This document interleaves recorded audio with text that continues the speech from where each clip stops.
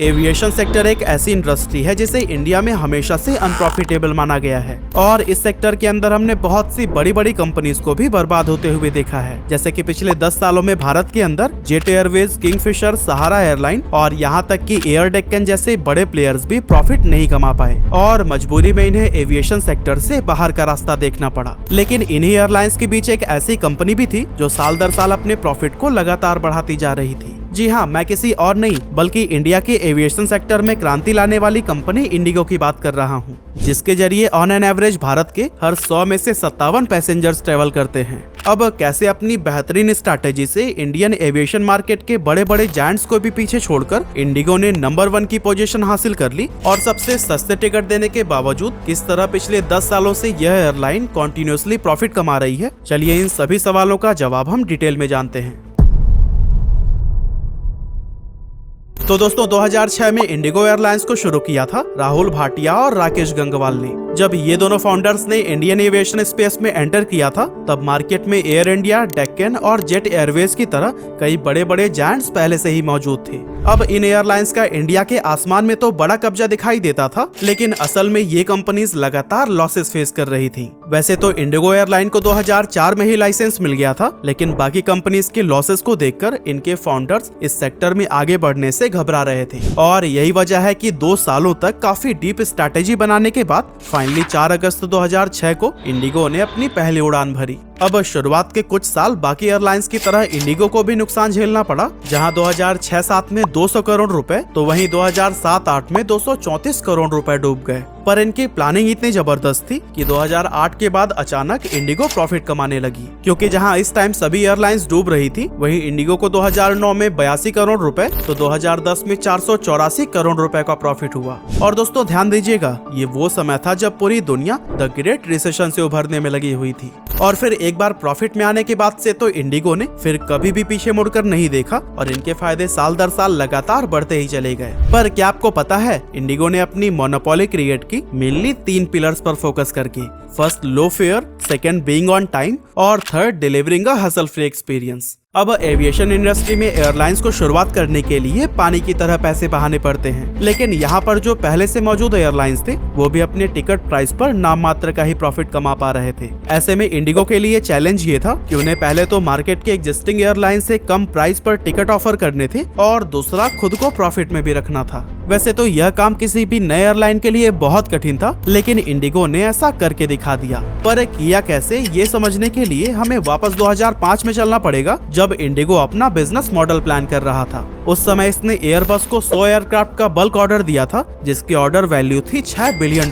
और ये उस टाइम एविएशन हिस्ट्री की सबसे बड़ी डील थी। अब एयरबस के एयरक्राफ्ट 1988, 90 और 92 में इंडिया के अंदर कई बड़ी दुर्घटना के शिकार हो गए थे, इसीलिए बाकी कंपनी सिर्फ बोइंग एयरक्राफ्ट को ही खरीदना प्रेफर करती थी और एयरबस को इंडियन मार्केट से अलविदा कहना पड़ गया था। लेकिन सवाल यह है कि राहुल भाटिया और राकेश गंगवाल ने एयरबस के एयरक्राफ्ट को खरीदने का रिस्क ही आखिर क्यों लिया? एक्चुअली दोस्तों इसके पीछे भी बहुत सोची समझी चाल थी। असल में अपने एयरक्राफ्ट्स की सारी प्रॉब्लम्स पर काम करके उसे फिक्स करने के बाद एयरबस इंडियन मार्केट में री एंटर करने का एक गोल्डन चांस तलाश रहा था। ऐसे में जब उसे इंडिया से 100 एयरक्राफ्ट का बल्क ऑर्डर मिला तो उसने उस ऑर्डर पर एक बहुत बड़ा डिस्काउंट भी दिया और कुछ रिपोर्ट्स का तो कहना है कि ये डिस्काउंट 50% तक था। अब इससे आप अंदाजा लगा ही सकते हैं कि इंडिगो को कितना ज्यादा प्रॉफिट हुआ होगा। लेकिन फाउंडर्स का प्लान सिर्फ सस्ते प्राइस पर एयरक्राफ्ट को खरीदकर उन्हें आसमान की सैर कराना नहीं था, बल्कि उन्होंने इससे बहुत आगे की सोच कर रखी थी और अपने इसी प्लान पर अमल करते हुए इन्होंने sale and lease back strategy को अपनाया। यानी कि इंडिगो ने पहले आधे दाम पर एयरक्राफ्ट खरीदे और फिर उसे करंट मार्केट प्राइस के अकॉर्डिंग 20 या 30% के प्रॉफिट के साथ एक aircraft leasing company BOC aviation को बेच दिया। अब इस स्ट्रैटेजी से उन्होंने एयरक्राफ्ट को खरीदने में लगने वाला कॉस्ट भी रिकवर कर लिया, साथ ही 20 से 30% का प्रॉफिट भी कमा लिया। और दोस्तों जैसा कि इंडिगो के फाउंडर्स पहले से ही जानते थे कि एविएशन इंडस्ट्री एक बेहद रिस्की फील्ड है और पहले ही बहुत सारी एयरलाइंस यहाँ अपने लॉसेस को रिकवर करने में लगी हुई हैं। इसीलिए इन एयरक्राफ्ट्स को बेचने से सबसे बड़ा फायदा ये हुआ कि किसी भी मुश्किल समय में सरवाइव करने के लिए कंपनी ने खुद को पहले से ही प्रिपेयर कर लिया था। लेकिन सवाल यह है कि जब सारे एयरक्राफ्ट बेच ही दिए तो फिर उड़ान कैसे भरेंगे एयरक्राफ्ट्स को लीज पर लेकर? जी हाँ, आपने बिल्कुल सही सुना। इंडिगो ने वापस उसी लीजिंग कंपनी BOC से ही 5 से 8 साल के लिए कुछ एयरक्राफ्ट लीज पर ले लिए और इस सबसे फायदा ये हुआ कि एक बार में ही सारे एयरक्राफ्ट बेचकर उन्होंने काफी सारे पैसे सेव कर लिए और फिर धीरे धीरे अपने प्रॉफिट का कुछ हिस्सा लीजिंग कंपनी को देकर आराम से अपना बिजनेस ऑपरेट करने लगे।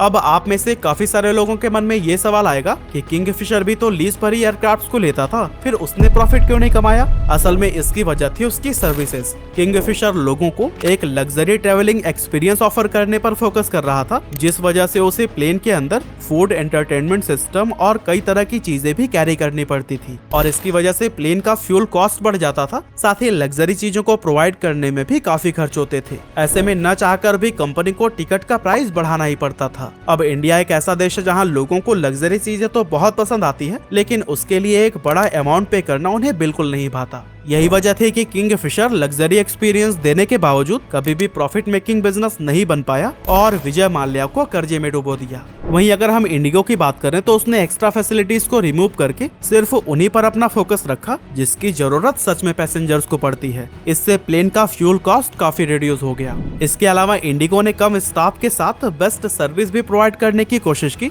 फॉर एग्जाम्पल जेट एयरवेज जहाँ पर एयरक्राफ्ट 180 एम्प्लॉयज रख रहा था, वहीं इंडिगो ने पर एयरक्राफ्ट सिर्फ 96 एम्प्लॉयज रखे, जिससे स्टाफ पर किए जाने वाले खर्चे भी काफी हद तक कम हो गए। और यही वजह थी कि इंडिगो अपने टिकट्स के दाम इतना कम करने में कामयाब रहा था। लेकिन चीप टिकट्स और लेस एम्प्लॉयज का मतलब ये हरगिज नहीं था कि वो सर्विस खराब प्रोवाइड कर रहा था, बल्कि इसका सर्विस स्टैंडर्ड दूसरी कंपनीज के साथ बराबर मैच करता था। इसके बाद इंडिगो के लिए एक और बड़ा चैलेंज था ऑपरेशनल कॉस्ट को रिड्यूस करना, जिसके लिए उसने अपनाया हब एंड स्पोक मॉडल को और इसका प्राइमरी हब दिल्ली के इंदिरा गांधी इंटरनेशनल एयरपोर्ट को बनाया गया। यानी कि इंडिगो को मुंबई से श्रीनगर के लिए लंबी उड़ान भरनी हो या फिर जयपुर से लखनऊ के लिए छोटी उड़ान, सबसे पहले वो अपने सारे पैसेंजर्स को दिल्ली एयरपोर्ट पर लेकर आएगा और फिर यहाँ से अलग अलग प्लेन्स के जरिए अपने पैसेंजर्स को उनके डेस्टिनेशन तक पहुँचाएगा। और दोस्तों, इस स्ट्रैटेजी से इंडिगो कम से कम प्लेन की मदद से अपने पैसेंजर्स को डेस्टिनेशन तक पहुँचाता है और इससे उनका काफी सारा फ्यूल भी बच जाता है। 2011 में इंडिगो ने एयरबस को दोबारा 180 एयरक्राफ्ट का ऑर्डर दिया और इंटरनेशनल फ्लाइट्स भी स्टार्ट कर दी।